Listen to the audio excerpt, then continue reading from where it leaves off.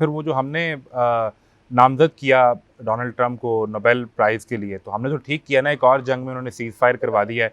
This was a good decision और हमने जो नहीं, सिफ़ारती महाज़ पर तो हमने पाकिस्तान ये का अच्छा इतना फैसला सिंपल नहीं है। उसकी नहीं। वजह ये है कि जब ओमान में और रोम में। इटली में, रोम में जब मुज़ाकरात हो रहे थे, तो सबसे तो इज़राइल ने अमेरिका को कहा कि हम अटैक कर सकते हैं, और कई दफ़ा पहले अमेरिका ने कहा नहीं करना, और फिर उसके बाद अमेरिका ने ग्रीन लाइट दी। यस।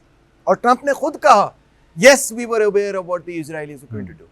अवेयर का मतलब ये कि हमने उनको थम्स अप दिया, थम्स अप के बगैर वो अटैक होना ही नहीं था।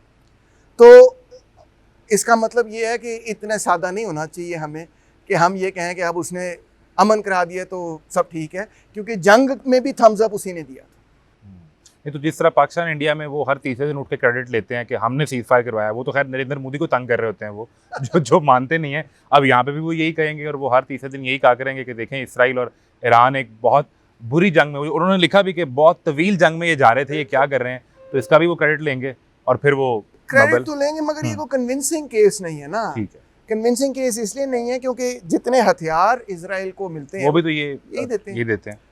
इस सब में पाकिस्तान का जो किरदार था जी, वो आप किस तरह देखते हैं? ऑफिशियली तो किरदार ठीक था, क्योंकि ऑफिशियली तो हमने ईरान के साइड में हम खड़े थे। अमेरिकन जो जारहियत थी हमने उसको भी कंडेम किया कि नहीं करना चाहिए। ऑफिशियली तो फॉरेन ऑफिस ने जो जवाब दिया वो बिल्कुल ठीक दिया कि हम ईरान की तरफ और हैं। इसी हद तक होना चाहिए था।